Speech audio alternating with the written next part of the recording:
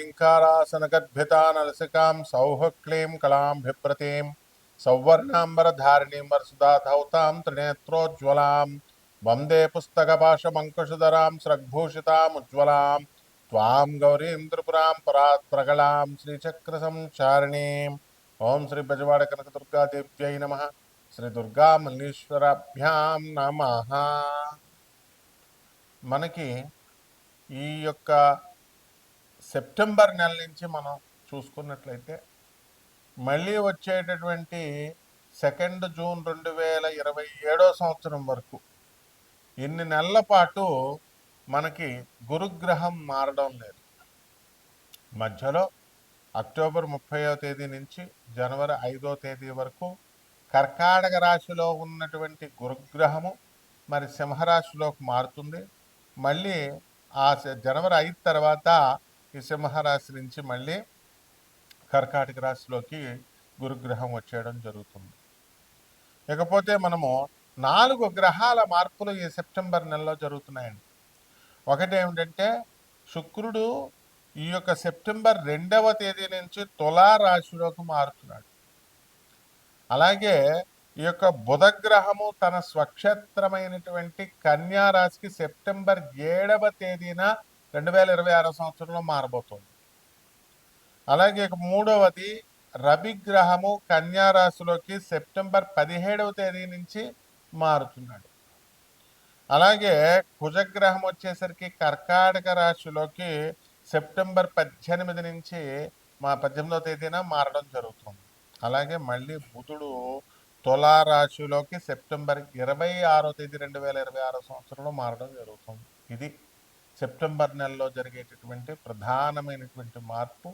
మళ్ళీ మనకి డిసెంబర్ 5వ తేదీన రాహువు కుంభరాశి నుంచి మనకి ఏ రాశిలోకి వస్తాడండి? మనకి మకర రాశిలోకి వస్తాడు.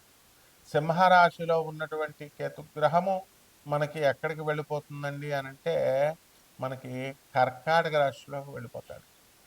అప్పుడు ఈ విధమైనటువంటి గ్రహ మార్పులు కొన్ని 12 రాశుల వారి మీద కూడా జరుగుతాయి అన్నమాట.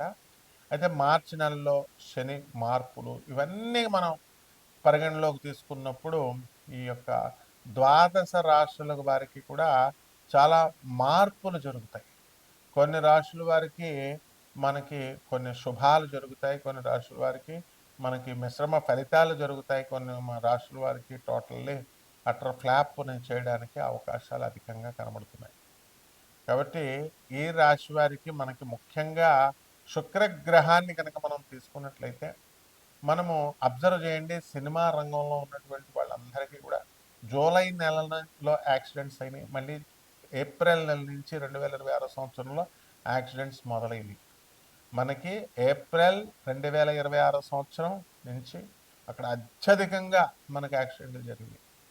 చిరంజీవి గారికి సర్జరీ, బాలకృష్ణ గారికి సర్జరీ, తర్వాత రామ్ చరణ్కి యాక్సిడెంట్, తర్వాత ఈ యొక్క జూనియర్ ఎన్టీఆర్ గారికి యాక్సిడెంట్ సర్జరీలు, తర్వాత మనకి రష్మిక మదన్నకి షూటింగ్లో దెబ్బలు తగలడాలు, అండ్ వరుణ్ తేజ్కి దెబ్బలు, ఇవన్నీ కూడా మనం చూసుకున్నట్లయితే జూలై నెలలో కూడా జరిగినాయి. ఈ సినిమా యాక్టర్లలో కూడా మనకి మనం ఈ షావుకార్ జానకి గారు నిన్న చనిపోవడము, ఆ తర్వాత మనము అంతకు ముందు కనుక వెళ్ళినట్లయితే మనకి ఎస్ జానకి గారు మరణం, లతా మంగేష్కర్ గారు, ఎంఎస్ సుబ్బలక్ష్మి గారు, వరుసలో ఇవన్నీ ఏమిటి కారణాలంటే శుక్రగ్రహం బాలేదు. శుక్రుడు మనకి కన్యా రాశిలోకి ఉన్నాడండి. ఎప్పుడు సెప్టెంబర్ 1, 2026 సంవత్సరం వరకు. అప్పుడు ఈ సినిమా యాక్టర్లకు వరుసగా అలాంటి ప్రమాదాలు ఉన్నాయి, ఇంకా ఉన్నాయి. కాబట్టి జాగ్రత్తగా ఉండాలి వీళ్ళు. మరి ఆ తర్వాత సెప్టెంబర్ 2 నుంచి శుక్రుడు మంచి తన స్వక్షేత్రగతుడు అవుతున్నాడు. 12 రాశుల వారికి ఏ విధమైనటువంటి ఫలితాలు ఇస్తాయో మనం చూద్దాం. ముందే నేను సినిమా యాక్టర్ల గురించి ఇలా ఉంటుంది అని చాలా జాగ్రత్తగా చెప్పాను. కాబట్టి ఈ రాశి వారికి అందరికి కూడా ఒక్కొక్క రాశి వారికి విడివిడిగా ఎలా ఉంటుందో చూద్దాం. కుంభరాశి, ఈ కుంభరాశి వారికి అందరికీ కూడా ఏలినాటి శని జరుగుతుంది. ఎప్పటి నుంచో నేను చెప్తున్నాను, ఏలినాటి శని జరిగేటటువంటి వాళ్ళందరికీ కూడా మీకు అవమానాలు ఎదురవడానికి అవకాశాలు ఉంటాయి.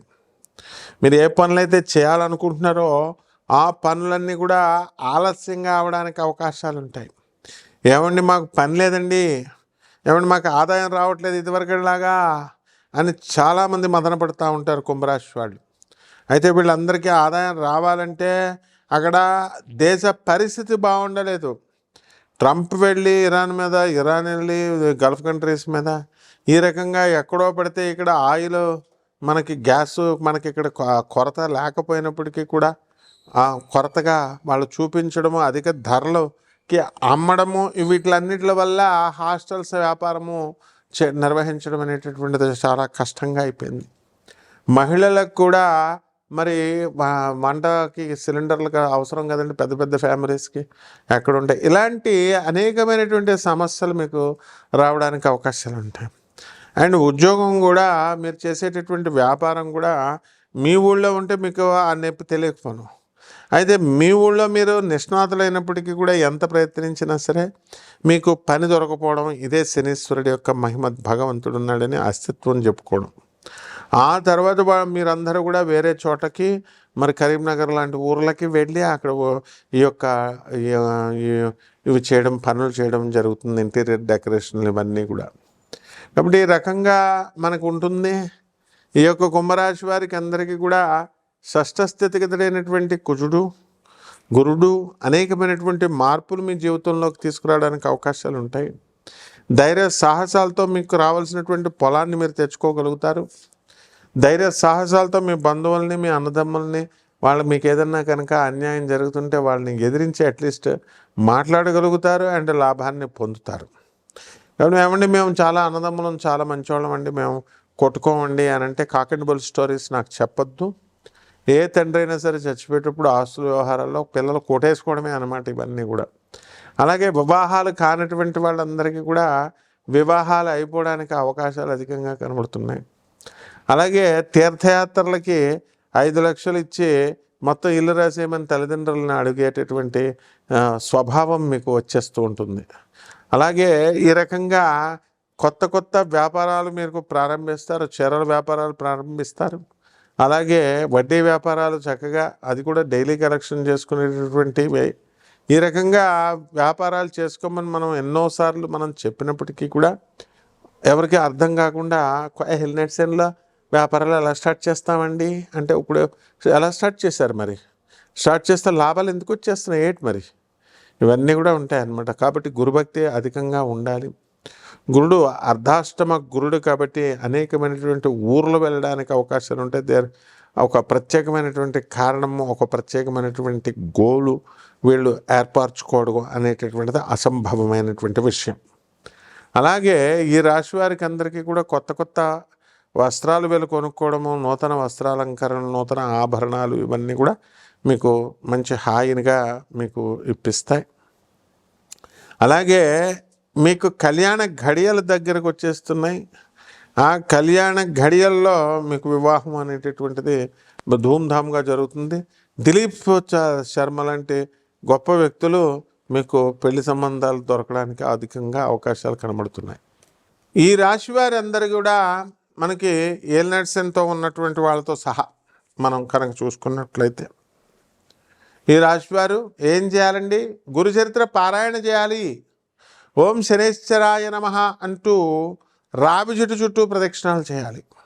కేవలం రావి చెట్టు చుట్టూ ప్రదక్షిణాలు చేస్తే సరిపోద్దండి. నీళ్ళు వేయకుండా నీళ్ళు వేయాలి, చెట్టును పెంచాలి.